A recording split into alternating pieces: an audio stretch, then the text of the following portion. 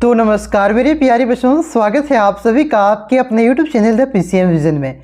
प्यारे बच्चों, जैसा कि आप सभी को मालूम है कि क्लास 12 के लिए तीन सेट न्यू मॉडल पेपर जारी हो चुका है। तो आज के इस वीडियो के माध्यम से हम लोग क्लास 12 इकोनॉमिक्स के ऑब्जेक्टिव मॉडल पेपर सेट 1 का कंप्लीट सॉल्यूशन देखने वाले हैं। और यहाँ पे मैं सारे क्वेश्चन को आप सभी को एक्सप्लेन करके बताऊंगा ताकि किसी भी क्वेश्चन को आपको रटना ना पड़े और किसी भी क्वेश्चन को समझने में दिक्कत ना हो। तो वीडियो पे आप लोग अंत तक बने रहें और चैनल पे पहली बार आएँ तो चैनल को सब्सक्राइब जरूर करें, क्योंकि इसी प्रकार से आपका 1 से 2 दिनों में तीनों सेटों के ऑब्जेक्टिव और सब्जेक्टिव क्वेश्चन के मॉडल पेपर का सॉल्यूशन आपको प्रोवाइड करवा दिया जाएगा। तो चैनल पे नए हैं तो चैनल को सब्सक्राइब आप लोग जरूर कीजिएगा। तो चलिए शुरू करते हैं और देख लेते हैं एक एक करके 40 प्रश्नों को। तो देखिए बच्चों, पहला जो क्वेश्चन है आपका कि उपयोगिता का गणनावाचक दृष्टिकोण किसके द्वारा प्रस्तुत किया गया था। तो देखिए, उपयोगिता को मापने के लिए 2 दृष्टिकोण आपका प्रचलित है। एक है आपका गणनावाचक दृष्टिकोण और एक है आपका क्रमवाचक दृष्टिकोण। गणनावाचक दृष्टिकोण का प्रतिपादन आपका मार्शल ने किया था और क्रमवाचक दृष्टिकोण का प्रतिपादन आपका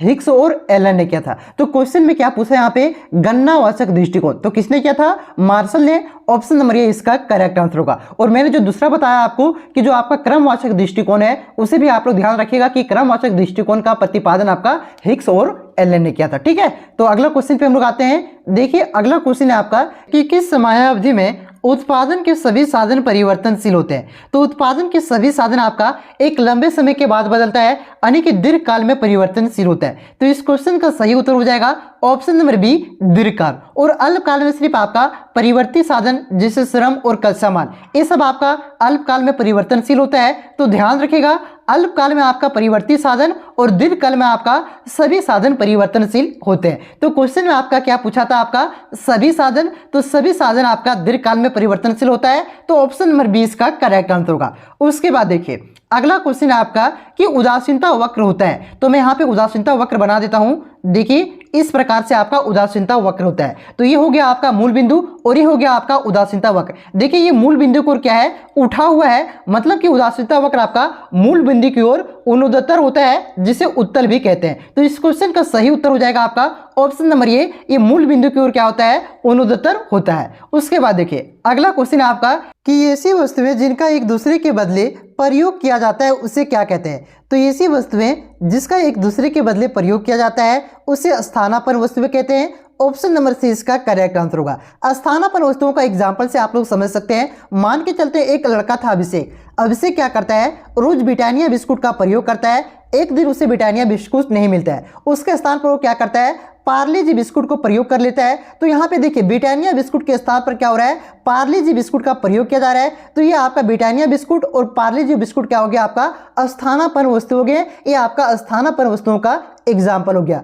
क्लियर है, तो इसे आप लोग इस प्रकार से ध्यान रख सकते हैं। देखिए, एक और वस्तु होता है आपका पूरक वस्तु। पूरक वस्तुएं किसे कहते हैं, तो ऐसी वस्तुओं को पूरक वस्तुएं कहते हैं जिसका प्रयोग एक दूसरे के साथ साथ होता है। जैसे आपका कार और पेट्रोल हो गया, चाय और चीनी हो गया, ये सब क्या होता है, एक साथ साथ इसका प्रयोग किया जाता है। तो जिसका एक साथ साथ प्रयोग किया जाता है, ऐसी वस्तुओं को पूरक वस्तुएं कहते हैं। इसे भी आप लोग ध्यान रखिएगा। ठीक है, इससे एक क्वेश्चन फिक्स आपके बोर्ड एग्जाम में आएगा, इसलिए मैंने यहाँ पे इतना आपको एक्सप्लेन करके बता दिया। उसके बाद देखिए, अगला क्वेश्चन है आपका कि निम्न में से कौन उत्पत्ति का साधन है। बहुत ही आसान क्वेश्चन है। तो भूमि भी आपका उत्पत्ति का साधन है, श्रम भी आपका उत्पत्ति का साधन है और पूंजी भी आपका उत्पत्ति का साधन है। तो इसका जो सही उत्तर हो जाएगा, उपयुक्त सभी, ये सभी आपका उत्पत्ति का साधन है। ऑप्शन नंबर डी इसका करेक्ट आंसर होगा। उसके बाद देखिए, अगला क्वेश्चन है कि एमआर को प्रदर्शित किया जाता है। तो एमआर का फॉर्मूला क्या होता है, एमआर का मतलब हुआ मार्जिनल रेवेन्यू, यानी कि सीमांत आगाम। तो सीमांत आगाम का फॉर्मूला क्या होता है, तो delta T R by delta Q होता है सीमांत आगाम का फॉर्मूला। ऑप्शन नंबर 20 का करेक्ट आंसर होगा। देखिए, एमआर का एक और फॉर्मूला होता है, इसे भी आप लोग ध्यान रखिएगा। कोई भी फॉर्मूला आपसे बोर्ड एग्जाम में पूछा जा सकता है कि T R N minus T R n-1, ये भी आपका एमआर का फॉर्मूला होता है, इसे भी आप लोग ध्यान रखिएगा। ठीक है, उसके बाद देखिए, अगला क्वेश्चन है आपका कि निम्न में से कौन एकाधिकार की विशेषता नहीं है। तो देखिए, पहला ऑप्शन है आपका कि एक क्रेता और अनेक विक्रेता। देखिए, एकाधिकार में आपका क्या होता है, एकाधिकार में जो आपका बेचने वाला होता है आपका एक होता है और आपका जो क्रेता होता है, खरीदने वाला होता है, वो आपका अनेक होता है। जो कि आपका ऑप्शन में उल्टा लिख दिया है कि बेचने वाला आपका क्या होता है, अनेक होता है और खरीदने वाला आपका एक होता है। तो यही आपका एक अधिकार की विशेषता नहीं है। ऑप्शन नंबर ए इसका करेक्ट आंसर होगा, क्योंकि इसमें आपका उल्टा लिख दिया गया है, ठीक है। बाकी बात यहाँ पे देखिए आपका है ऑप्शन नंबर बी में निकट स्थानापन्न का अभाव, ऑप्शन नंबर सी में है नई फर्मों का प्रवेश और प्रतिबंध। तो ये दोनों आपका क्या है, एकाधिकार की विशेषता है, इसे भी आप लोग ध्यान रखिएगा। उसके बाद देखिए अगला क्वेश्चन है आपका कि मांग वक्र की ढाल होती है, तो मैं यहाँ पे बना देता हूं। देखिए इस प्रकार से आपका मांग वक्र होती है, ये ऊपर से आपका नीचे आता है, तो इसका जो ढाल होती है वो आपका नेगेटिव होता है, ऋणात्मक होता है। ऑप्शन नंबर 20 का करेक्ट आंसर होगा। उसके बाद देखिए अगला क्वेश्चन है आपका कि एक अर्थव्यवस्था की केंद्रीय समस्या है, तो देखिए पहला ऑप्शन है इसका कि साधनों का आवंटन, ये आपका अर्थव्यवस्था की केंद्रीय समस्या है। उसके बाद देखिए अगला आपका ऑप्शन है कि आर्थिक विकास, तो आर्थिक विकास भी आपका अर्थव्यवस्था की केंद्रीय समस्या में से आता है। उसके बाद तीसरा ऑप्शन है आपका कि साधनों का कुशलतम उपयोग, तो ये भी आपका अर्थव्यवस्था की केंद्रीय समस्या है। यानी कि ये जो आपका तीनों ऑप्शन है, तीनों ऑप्शन आपका क्या है, अर्थव्यवस्था की केंद्रीय समस्या है, इसलिए इस क्वेश्चन का सही उत्तर हो जाएगा ऑप्शन नंबर डी, उपयुक्त सभी। उसके बाद देखिए अगला क्वेश्चन है आपका कि निम्न में से व्यष्टि अर्थशास्त्र की शाखाएं कौन सी है, तो पहला ऑप्शन है इसका कि वस्तु कीमत निर्धारण, तो वस्तु कीमत निर्धारण भी आपका व्यष्टि अर्थशास्त्र की शाखा है। दूसरा आपका साधन कीमत निर्धारण, तो ये भी आपका व्यष्टि अर्थशास्त्र की शाखा है। और तीसरा है आपका आर्थिक कल्याण, तो आर्थिक कल्याण भी आपका व्यष्टि अर्थशास्त्र की शाखा है, इसलिए इस क्वेश्चन का सही उत्तर हो जाएगा ऑप्शन नंबर डी, ये सभी आपका व्यष्टि अर्थशास्त्र की शाखाएं हैं। ऑप्शन नंबर डी इसका करेक्ट आंसर होगा, उपयुक्त सभी। उसके बाद देखिए अगला क्वेश्चन है कि पूर्ति बेलोचदार होती है। पूर्ति बेलोचदार का मतलब क्या हुआ कि मूल्य घटे या बढ़े आपका पूर्ति पर कोई भी प्रभाव नहीं पड़ेगा। तो पूर्ति बेलोचदार कब होता है, ये अति अल्पकाल में होता है, बहुत ही कम समय में होता है। ऑप्शन नंबर ए इसका करेक्ट आंसर होगा। उसके बाद देखिए अगला क्वेश्चन है आपका कि निम्नलिखित में से कौन उत्पत्ति का साधन नहीं है। अभी कुछ देर पहले आपका क्वेश्चन था आपका 6 या 7 नंबर में कि उत्पत्ति का साधन कौन सा है, ठीक है। तो यहाँ पे पूछा कौन उत्पत्ति का साधन नहीं है, तो देखिए उस ऑप्शन में आपका भूमि भी था उत्पत्ति के साधन में, श्रम भी था आपका और पूंजी भी था, तो ये तीनों आपका उत्पत्ति का साधन है। मुद्रा आपका उत्पत्ति का साधन नहीं है। ऑप्शन नंबर 3 इसका करेक्ट आंसर होगा, मुद्रा उत्पत्ति का साधन नहीं है। उसके बाद देखिए अगला क्वेश्चन है आपका कि माइक्रोज किस भाषा का शब्द है, तो देखिए माइक्रोज या तो मैक्रोज, ये दोनों आपका ग्रीक भाषा का शब्द है, तो इस क्वेश्चन का करेक्ट आंसर होगा ऑप्शन नंबर बी, ग्रीक। उसके बाद देखिए अगला क्वेश्चन है आपका कि आर्थिक समस्या मूलतः किस तथ्य की समस्या है, तो जो आर्थिक समस्या है आपका मूलतः आपका चुनाव की समस्या है, तो इस क्वेश्चन का करेक्ट आंसर हो जाएगा ऑप्शन नंबर ये, चुनाव की। और ये किसने बताया, तो ये आपका रॉबिन्सन ने बताया था, और रॉबिन्सन के अनुसार आर्थिक समस्या आपका चुनाव की समस्या है, इसे आप लोग ध्यान रखिएगा। उसके बाद देखिए उसके बाद अगला क्वेश्चन है कि उपयोगिता की निम्न में से कौन सी विशेषता है, तो देखिए पहला ऑप्शन आपका कि उपयोगिता एक मनोवैज्ञानिक धारणा है, तो ये आपको उपयोगिता की विशेषता है, क्योंकि किसी भी वस्तु की उपयोगिता हमारे मन पर निर्भर करता है, उसके अनुसार ही उसकी माप निकाली जाती है। देखिए मान के चलते हैं आपने पहले एक रसगुल्ला खाया, ठीक है, पहला जो रसगुल्ला आप लोगों ने खाया वो आपको बहुत ही अच्छा लगा, उसके बाद आप दूसरा रसगुल्ला खाइएगा वो थोड़ा आपको कम अच्छा लगेगा, तो लेकिन दोनों रसगुल्ला आपका क्या था, एक बराबर मीठा था, एक ही जैसा आपका था। तो ये हमारे मन पर निर्भर किया, हमारे मन को जो जितना ज्यादा अच्छा लगता है, जितना ज्यादा संतुष्टि मिलती है, हम कहते हैं कि उसकी उपयोगिता उतनी ही ज्यादा थी, और जिसे हमें जितना कम संतुष्टि मिलती है, हम कहते हैं कि उसकी उपयोगिता क्या थी, उतनी ही कम थी। तो ये हमारे मन पर निर्भर करता है। उपयोगिता ये क्या है, आपका मनोवैज्ञानिक धारणा, ठीक है। तो ये आपका उपयोगिता की विशेषता है। उसके बाद देखिए दूसरा आपका की उपयोगिता व्यक्ति परक होती है, तो किसी भी वस्तु की उपयोगिता प्रत्येक व्यक्ति के अनुसार आपका अलग अलग होता है। किसी वस्तु को क्या हुआ, रसगुल्ला अच्छा लगता है, किसी को नहीं लगता है, तो सभी व्यक्ति के अनुसार आपका क्या होता है, अलग अलग उपयोगिता होती है, यानी कि उपयोगिता आपका क्या होता है, व्यक्ति परक होता है। उसके बाद देखिए तीसरा ऑप्शन आपका कि उपयोगिता का विचार सापेक्षिक होता है, ठीक है। देखिए अभी मैंने आप सभी को रसगुल्ला का एग्जाम्पल दिया कि पहला रसगुल्ला से क्या मिला, मुझे ज्यादा संतुष्टि मिला, दूसरा से क्या मिला, मुझे कम संतुष्टि मिला, तो हम क्या कहते हैं कि दूसरा की उपयोगिता कम थी, यानी कि यहाँ पे तुलना करके बताएं किससे, पहला वाला से, ठीक है। तो ये क्या होती है, आपका सापेक्षिक होता है, उपयोगिता का विचार सापेक्षिक होता है, यानी कि तीनों इसका क्या है, विशेषता है, इसलिए इस क्वेश्चन का सही उत्तर हो जाएगा आपका ऑप्शन नंबर डी, उपयुक्त सभी। उसके बाद देखिए अगला क्वेश्चन है आपका कि उपयोगिता को मापा जा सकता है, तो उपयोगिता को किसके द्वारा मापा जा सकता है, तो ये मुद्रा के द्वारा मापा जाता है। ऑप्शन नंबर ये इसका करेक्ट आंसर होगा। और ये किसने बताया था, तो ये मार्शल ने बताया था कि उपयोगिता को मुद्रा के द्वारा मापा जा सकता है। उसके बाद देखिए अगला क्वेश्चन है आपका कि निम्न में से कौन गोसेन का दूसरा नियम है, तो देखिए गोसेन ने आपका दो नियम दिया था। पहला नियम था उसका सीमांत उपयोगिता का ह्रास नियम, और दूसरा नियम था आपका सम सीमांत उपयोगिता का नियम, ठीक है। तो यहाँ पे कौन सा नियम पूछा है, दूसरा नियम। तो इसका करेक्ट आंसर हो जाएगा सम सीमांत उपयोगिता का नियम। ऑप्शन नंबर सी इसका करेक्ट आंसर हो जाएगा। उसके बाद देखिए अगला है आपका कि जब एक्स वस्तु की कीमत में परिवर्तन से वाई वस्तु की मांग प्रभावित होती है तब यह मांग कहलाती है। तो यह मांग क्या कहलाती है? कीमत मांग भी कहलाती है, आय मांग भी कहलाती है और तिरछी मांग भी कहलाती है। तो इसका जो करेक्ट आंसर होगा इनमें से सभी होगा, जो कि आपका ऑप्शन में नहीं दिया हुआ है, तो इसे आप लोग नोट डाउन कर लीजिएगा, ठीक है। उसके बाद देखिए अगला क्वेश्चन आपका है कि वो उत्पादन फलन में उत्पादन किसका फलन होता है? तो उत्पादन फलन में उत्पादन आपका उत्पत्ति के साधनों का फलन होता है। ऑप्शन नंबर बी इसका करेक्ट आंसर होगा। उसके बाद देखिए उसके बाद अगला क्वेश्चन है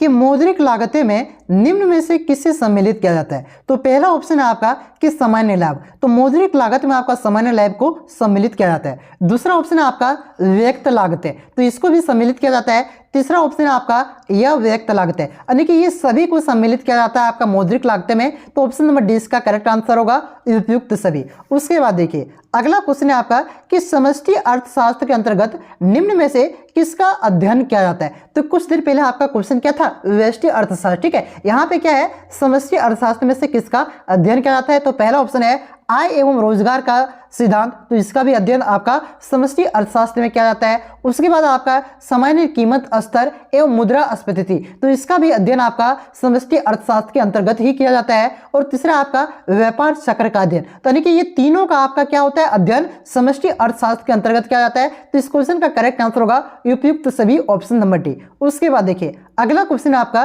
कि पूंजी के स्टॉक की वृद्धि कहलाती है। तो पूंजी के स्टॉक की वृद्धि आपका ये पूंजी निर्माण कहलाता है। ऑप्शन नंबर सी इसका करेक्ट आंसर होगा। पूंजी में निर्माण क्या होता है? पूंजी में के स्टॉक में वृद्धि होता है, ठीक है। उसके बाद देखिए अगला क्वेश्चन है आपका कि प्रवाह के अंतर्गत निम्न में से कौन शामिल है? देखिए एक होता है आपका स्टॉक और एक होता है प्रवाह। इसमें अंतर लिखने का 3 नंबर में आपका आएगा, और मैंने ये वीडियो पहले भी मैं आपका जब सब्जेक्टिव क्वेश्चन करवा रहा था वहां पे बता चुका हूं, ठीक है। तो प्रवाह के अंतर्गत कौन शामिल किया जाता है? तो उपभोग को भी शामिल किया जाता है, आय को भी शामिल किया जाता है और निवेश को भी शामिल किया जाता है। इसलिए इसका करेक्ट आंसर होगा ऑप्शन नंबर डी उपयुक्त सभी। उसके बाद देखिए अगला क्वेश्चन है आपका कि प्राथमिक क्षेत्र में सम्मिलित होती है। ये आप लोग क्लास 8 या 9 से ही पढ़ते आ रहे हैं, ठीक है। तो प्राथमिक क्षेत्र में किसको सम्मिलित किया जाता है? आपका कृषि को सम्मिलित किया जाता है। ऑप्शन नंबर ए इसका करेक्ट आंसर होगा। बाकी जो आपका विविध निर्माण हो गया, अतुल लघु उद्योग हो गया, ये आपका किस में आता है? द्वितीय क्षेत्र में आता है। और खुदरा व्यापार तो आतात ये आपका तृतीय क्षेत्र में आता है, ठीक है। उसके बाद देखिए उसके बाद अगला क्वेश्चन है कि NNP-MP निम्न में से किसके बराबर होता है? यानी कि NNP-MP का फॉर्मूला क्या होता है? सो आपसे पूछा जा रहा है। तो इसका फॉर्मूला होता है आपका GNP-MP माइनस घिसावट, ठीक है। ऑप्शन नंबर ए इसका करेक्ट आंसर होगा। GNP का मतलब क्या हुआ? Gross net product at market price में अगर माइनस करेंगे हम लोग घिसावट को, तो ये आपका क्या होगा? NNP मार्केट प्राइस आपका आ जाएगा, ठीक है। उसके बाद देखिए अगला क्वेश्चन है कि राष्ट्रीय आय में निम्न में से किसे शामिल किया जाता है? तो राष्ट्रीय आय में आपका लगान और मजदूरी को भी शामिल किया जाता है, लगान और वेतन को भी शामिल किया जाता है, और लगान और आपका लाभ को भी शामिल किया जाता है, ठीक है। तो देखिए ऑप्शन नंबर डी में आपका ये सारा कुछ लिखा हुआ है कि लगान, मजदूरी, वेतन, ब्याज और लाभ, ये सभी को शामिल किया जाता है। ऑप्शन नंबर डी इसका करेक्ट आंसर होगा। उसके बाद देखिए अगला क्वेश्चन है कि एक अर्थव्यवस्था में कौन सा क्षेत्र सम्मिलित होता है? तो एक अर्थव्यवस्था में आपका तीनों क्षेत्र सम्मिलित होता है, प्राथमिक, द्वितीयक और तृतीयक, ठीक है। तो इस क्वेश्चन का correct answer option number D हो जाएगा, उपयुक्त सभी। उसके बाद देखिए अगला क्वेश्चन है आपका कि राष्ट्रीय आय की गणना में निम्न में से किसे सम्मिलित नहीं किया जाता है? तो राष्ट्रीय आय की गणना में आपका पुरानी वस्तुओं का क्रय और विक्रय इसको सम्मिलित नहीं किया जाता है, क्योंकि इसका जब ये नया था उस समय इसका सम्मिलित किया जा चुका है, ठीक है। उसके बाद आपका है मध्यवर्ती वस्तु। मध्यवर्ती वस्तु को भी आपका नहीं सम्मिलित किया जाता है, क्योंकि जो मध्यवर्ती वस्तुएं होती है इससे जो आपका नया वस्तु बनता है, अंतिम वस्तु बनता है, इसको सम्मिलित किया जाता है अंतिम वस्तुओं को। इस वजह से आपका मध्यवर्ती वस्तुओं को सम्मिलित नहीं किया जाता, ठीक है। तो ये दोनों आपका पुरानी वस्तुओं का क्रय विक्रय और मध्यवर्ती वस्तुओं दोनों को सम्मिलित नहीं किया जाता है। इसलिए इस क्वेश्चन का सही उत्तर हो जाएगा आपका ऑप्शन नंबर सी, ये और बी दोनों। उसके बाद देखिए अगला क्वेश्चन है आपका कि आरबीआई यानी कि रिजर्व बैंक ऑफ इंडिया का राष्ट्रीयकरण कब हुआ था? तो आरबीआई का राष्ट्रीयकरण आपका 1 जनवरी 1949 को हुआ था। ऑप्शन नंबर 20 का करेक्ट आंसर होगा। और इसकी स्थापना कब हुआ था आरबीआई का? तो आज रखिएगा 1935 में। कब? 1935 में आपका आरबीआई का स्थापना हुआ था। उसके बाद देखिए अगला क्वेश्चन है आपका कि किन्स के अनुसार अर्थव्यवस्था में आय एवं रोजगार का संतुलन स्तर कहां स्थापित होता है? तो आय एवं रोजगार का जो संतुलन स्तर स्थापित होता है वो होता है जब AD बराबर AS होता है। जब AD बराबर AS होता है तब आपका क्या होता है, आय एवं रोजगार का संतुलन स्तर स्थापित होता है। तो ऑप्शन नंबर सी इसका करेक्ट आंसर होगा। AD का मतलब क्या हुआ, एग्रीगेट डिमांड, और AS का मतलब क्या हुआ, एग्रीगेट सप्लाई, यानी कि जो आपका समग्र मांग है समग्र पूर्ति के बराबर हो जाता है तब आपका क्या होता है, आय एवं रोजगार का संतुलन स्तर स्थापित होता है। ठीक है, तो ऑप्शन नंबर सी इसका करेक्ट आंसर होगा। उसके बाद अगला क्वेश्चन है कि किन्स ने अर्थव्यवस्था में न्यून मांग की दशा को किस नाम से पुकारा। न्यून मांग का मतलब हुआ आपका कम मांग, न्यूनतम मांग। जब न्यूनतम मांग होती है तो क्या होता है, आपका रोजगार भी कम हो जाता है। तो किन्स ने न्यून मांग की दशा को आपका अपूर्ण रोजगार के संतुलन के नाम से पुकारा है। ऑप्शन नंबर 20 का करेक्ट आंसर होगा। उसके बाद देखिए अगला क्वेश्चन है आपका कि पंजाब नेशनल बैंक निम्न में से क्या है। तो पंजाब नेशनल बैंक आपका एक व्यापारिक बैंक है। ऑप्शन नंबर ए इसका करेक्ट आंसर होगा। देखिए जितना भी बैंक आप लोग देखते हैं जो जनता से कारोबार करता है, जिससे आपका हो गया Punjab national bank, state bank of India, bank of India, Jharkhand ग्रामीण बैंक, HDFC बैंक, जितना भी बैंक है आपका सारा आपका क्या है, व्यापारिक बैंक है। सिर्फ RBI आपका क्या है, केंद्रीय बैंक। ठीक है, तो ध्यान रखिएगा क्वेश्चन पूछे कि RBI क्या है, तो RBI आपका एक केंद्रीय बैंक है, बाकी जितना भी बैंक है आपका व्यापारिक बैंक है। उसके बाद देखिए अगला क्वेश्चन है आपका कि साख मुद्रा का विस्तार होता है जब नगद कोष अनुपात, नगद कोष अनुपात का मतलब क्या हुआ,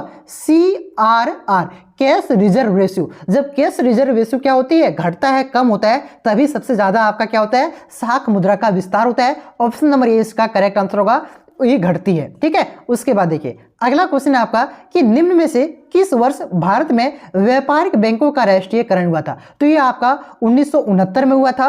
ऑप्शन नंबर सी इसका करेक्ट आंसर होगा। 1969 में जब इंदिरा गांधी प्रधानमंत्री थी उस समय भारत में व्यावसायिक बैंकों का राष्ट्रीयकरण हुआ था। उसके बाद देखिए अगला क्वेश्चन है कि मुद्रा पूर्ति का नियमन कौन करता है। तो मुद्रा पूर्ति का नियमन कौन करता है, रिजर्व बैंक ऑफ इंडिया करता है। ऑप्शन नंबर सी इसका करेक्ट आंसर होगा। उसके बाद देखिए अगला क्वेश्चन है आपका कि प्राथमिक घाटे को व्यक्त किया जाता है, यानी कि प्राथमिक घाटे बराबर क्या होता है, तो प्राथमिक घाटा बराबर होता है राजकोषीय घाटा माइनस ब्याज भुगतान। क्या होता है, राजकोषीय घाटा माइनस ब्याज भुगतान आपका होता है प्राथमिक घाटे का फॉर्मूला। ठीक है, तो यहाँ पे माइनस नहीं लिखा हुआ, इसको सुधार लीजिएगा। ऑप्शन नंबर सी इसका करेक्ट आंसर होगा। उसके बाद देखिए अगला क्वेश्चन है आपका कि निम्न में से असंतुलन बजट है। तो देखिए आप लोग जानते ही होंगे कि बजट का मतलब क्या होता है। बजट ये होता है कि सरकार के द्वारा उसे आने वाले वर्ष में जो उसे इनकम की प्राप्ति होने वाली है और वो जो खर्च करने वाला है, इसी के अनुमान को क्या कहा जाता है, बजट कहा जाता है। और संतुलित बजट किसे कहा जाता है, तो जितना सरकार के द्वारा अनुमान लगाया जाता है उसमें ना अधिक खर्च होना चाहिए